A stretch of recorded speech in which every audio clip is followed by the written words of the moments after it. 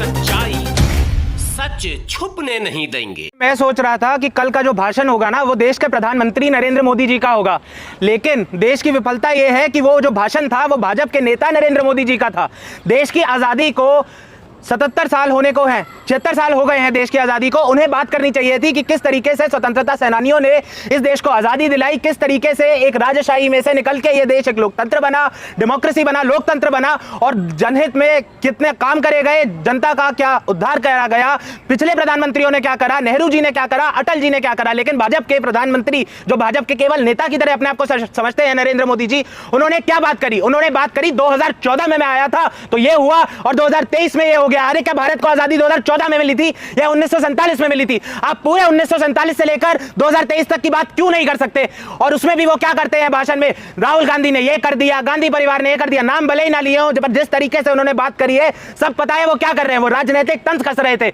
बात यह है मोदी जी जो एक ऐसे नेता है हमारे कि उन्हें हर चीज एक पॉलिटिकल रैली और पॉलिटिकल स्पीच का माध्यम दिखता है कि अगर नो कॉन्फिडेंस मोशन संसद में उनके खिलाफ खड़ा हो जाए तो वो वहां पर भी अपनी पॉलिटिकल स्पीच दे देंगे। अगर वो आजादी दिवस पर लाल किले के मंच पर खड़े हैं वहां पर भी वो पॉलिटिकल स्पीच देंगे। वो आदमी कभी स्टेट्समैन की तरह, कभी देश के प्रधानमंत्री की तरह बिहेव करता ही नहीं है, केवल एक नेता की तरह करते हैं। और उसमें क्या बताते हैं देश को कि देश के सबसे बड़े जो 3 ईवल हैं वो है करप्शन, परिवारवाद और तीसरा उन्होंने क्या बताया था, तुष्टीकरण। परिवारवाद माने डायनेस्टी। अब मैं इस पे आता हूं एक एक करके। करप्शन बिल्कुल देश का बहुत बड़ा ईवल है, सारे कांग्रेस के कार्यकर्ता, मैं खुद, आप सब मानेंगे। लेकिन जब देवेंद्र फडणवीस जी 2014 से 19 महाराष्ट्र के मुख्यमंत्री रहे भाजपा के, वो अजीत पवार जी के लिए क्या बोलते थे?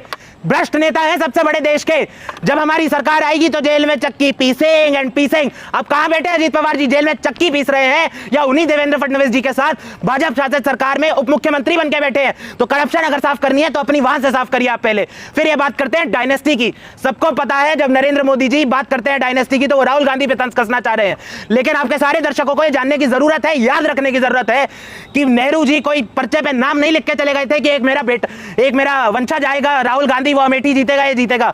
2004, 2009, 2014, 2019 के सारे लोकसभा के चुनाव राहुल गांधी अपने बल पे जीते हैं। और देखिए उस आदमी की पॉपुलैरिटी कि जब वो उत्तर प्रदेश के अमेठी में खड़ा होता है तब भी जीतता है और केरला के वायनाड में खड़ा होता है तब भी जीतता है। वहां के लोग उसे चुन के बेचते हैं। ये कोई परिवारवाद नहीं होता। परिवारवाद बताता हूं क्या होता है। पीयूष गोयल जी कौन से सदन में बैठते हैं संसद के? राज्यसभा में, क्योंकि जीत नहीं पाते लोकसभा में इलेक्शन, जनता का मत हासिल नहीं कर पाते। क्यों है पीयूष गोयल जी आज की डेट में भारत सरकार के मंत्री? क्योंकि उनके पिताजी भारत सरकार के बहुत बड़े नेता थे। अनुराग सिंह ठाकुर जी जो यहीं पर पास में खड़े होकर क्या बोलते थे, गोली मारो सालों को, केंद्रीय मंत्री होते हुए उनका प्रमोशन करके कैबिनेट में डाल दिया, आज भी केंद्रीय मंत्री हैं। कौन थे उनके पिताजी? हिमाचल के मुख्यमंत्री थे। जयशाह जी कौन है वो? क्या क्रिकेटर है, IAS है, MBA है? कुछ नहीं, केवल पिताजी उनके मोदी जी के परम मित्र गृह मंत्री अमित शाह जी हैं। तो अगर परिवारवाद है ना देश में तो भाजपा में है सबसे पहले और सबसे ज्यादा सरकार भाजपा की है, उन्हें हटाइए ना आप। तीसरी बात करते हैं ये तुष्टीकरण की, इंग्लिश में अपीजमेंट। क्या बोलना चाह रहे हैं? इसके लिए एक शब्द होता है डॉग विस्लिंग। अगर आप सीधे से कुछ ना कह पाओ ना तो इधर उधर करके बोल देना, क्योंकि उन्हें पता है ये तो बोल नहीं सकते कि मुसलमानों को मैं जीने नहीं दूंगा इस देश में, कानूनन अपराध हो जाएगा, तो इधर उधर करके बोल दो कि तुष्टीकरण हो रहा है। क्यों बोलते हैं वो ऐसा? क्योंकि वो देश के 80% हिंदुओं के मन में ये संदेह भरना चाहते हैं कि इस देश के जो 14% मुसलमान हैं वो तुम पे भारी हो जाएंगे, उन्हें तुमसे ज्यादा मिला है, इसीलिए उन्हें दबाने की जरूरत है। पर देश की सच्चाई क्या है? देश की सच्चाई ये है कि आज की डेट में देश का मुसलमान जो है वो आर्थिक और सामाजिक, इकोनॉमिक एंड सोशल बेसिस पे एक आम हिंदू से पीछे है। मुसलमान इस देश का एक पिछड़ा नागरिक है। उसमें कांग्रेस की सरकारों की भी विफलता है, भाजपा की सरकारों की भी विफलता है, लेकिन फर्क एक है, जब कांग्रेस की सरकारें होती हैं तो वो हिंदू और मुसलमान दोनों की बात करते हैं, दोनों को आगे बढ़ाने की कोशिश करते हैं। लेकिन भाजपा की जब सरकार होती है तो वो नारे तो दे देते हैं सबका साथ सबका विकास, लेकिन काम सिर्फ 2 मित्रों का करते हैं, बात सिर्फ हिंदू वर्ग की करते हैं, मुसलमानों की बात नहीं करते। तो ये जो तुष्टीकरण जैसे शब्द प्रधानमंत्री प्रयोग में लाना चाह रहे हैं वो सिर्फ देश के हिंदुओं को भड़काने के लिए है।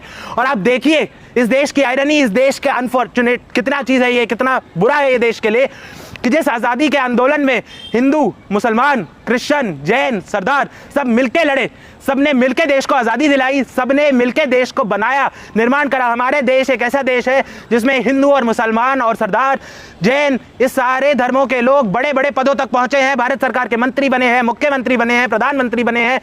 राष्ट्रपति बने हैं। लेकिन ये जो प्रधानमंत्री है ये नहीं चाहता कि ऐसा हो, ये चाहता है केवल एक ही वर्ग सत्ता में रहे, इसीलिए केवल उसी वर्ग को टारगेट करते हैं। लाल किले से मोदी जी ने यह भी कहा कि 24 में फिर आऊंगा, इसी लाल किले से वीर गाथा कहूंगा। और अभद्रता है ये, अभद्रता। आप एक चीज सोचिए, ये क्या कहते हैं, देश के बाहर देश का नाम हो रहा है। अगर आप देश के बाहर रहने वाले एक पॉलिटिकल एनालिस्ट है या पॉलिटिशियन है या सोशल साइंटिस्ट है और आप देखेंगे कि एक देश का प्रधानमंत्री खड़ा होकर बोल रहा है कि चुनाव के बाद भी मैं ही बताऊंगा, तो क्या वो ये मानेगा कि इस देश में चुनाव फेयर है? क्या वो मानेगा कि ये लोकतंत्र है? राजाशाही या तानाशाही नहीं है। 2024 के बाद नरेंद्र मोदी जी भी हो सकते हैं, राहुल गांधी जी भी हो सकते हैं, कोई और भी हो सकता है। और देश के एक लोग, कॉन्फिडेंस नहीं है, ये अभद्रता है, ये अहंकार है। अगर 2024 के चुनाव में कोई और व्यक्ति चुन के आता है तो क्या ये उसे प्रधानमंत्री की कुर्सी पे बैठने से रोक देंगे? प्रधानमंत्री का अगर इनमें शिष्टाचार होता ना, अगर ये सिर्फ केवल एक राजनीतिक नेता की तरह बात ना कर रहे होते तो ये बोलते कि 2024 में शायद मैं हूं, शायद कोई और हो, लेकिन जो भी होगा देश का काम करेगा। पर ये सब नहीं बोलेंगे। ये इतना विश्वास कैसे है प्रधानमंत्री जी को कि वो फिर दोबारा इस लाल किले से संबोधित करें? ये अहंकार है, विश्वास नहीं है। क्योंकि कांग्रेस पार्टी आवाज उठाती है कि निर्वाचन आयोग, सुप्रीम कोर्ट, देश के बाकी जितनी संस्थान है इंडिपेंडेंट जिन्हें होना चाहिए उन पे दबाव है। लेकिन सच ये है, दबाव है, लेकिन आज भी वो इंस्टीट्यूशंस काम थोड़ा थोड़ा कर पा रही हैं। आज भी देश में लोकतंत्र है, कम हुआ है लेकिन है। तो मोदी जी का जो ये है ना, ये कोई विश्वास नहीं है, ये अहंकार है और ये भभकियां हैं जो भाजपा को देने की आदत पड़ चुकी है। अमित शाह जी ने कर्नाटक चुनाव से पहले क्या कहा था? 150 सीटें आएंगी 224 की असेंबली में। कितनी आई? 65। अब क्या उसे आप विश्वास कहेंगे या जनता को बेवकूफ बनाना कहेंगे या अहंकार कहेंगे? ये जनता को ऐसे ही बेवकूफ बनाना चाहते हैं कि आके बता दो मेरे अलावा तो किसी को वोट मिल ही नहीं सकता, मैं ही हूं। घबराए हुए हैं क्या मोदी जी? अगर इससे की बात करें तो ये भी हो सकता है। मैं नहीं जानता मोदी जी घबराए हुए हैं या नहीं है, लेकिन ये जरूर है भाजपा के खेमे में एक सुगबुगाहट है। अंदर ही अंदर कहा तो यही जाता है, सर्वे हुआ है जहां पता है कि 250 सीटें भी नहीं निकाल पाएंगे। और ये एक ऐसी सरकार और एक ऐसी पार्टी है कि अगर ये 250 नहीं क्रॉस कर पाए, ये 272 भी नहीं कर पाएंगे, क्योंकि कोई इनके साथ अलायंस नहीं बनाना चाहेगा।